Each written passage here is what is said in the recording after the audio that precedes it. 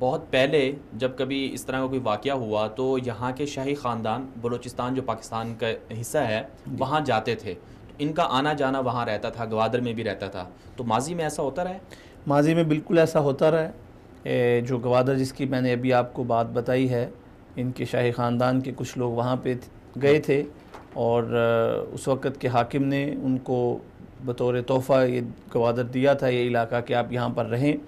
اور پھر کب کا ہے یہ یہ واقعہ؟ تقریباً کوئی آج سے 200-250 سال پہلے کی بات ہے. اچھا.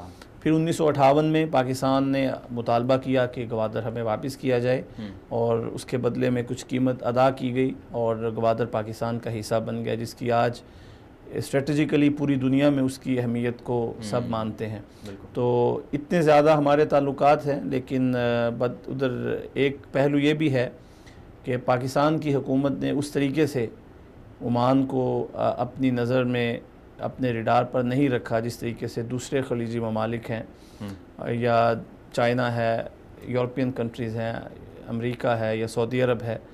تو خلیجی ممالک کا ایک اہم رکن ہے عمان.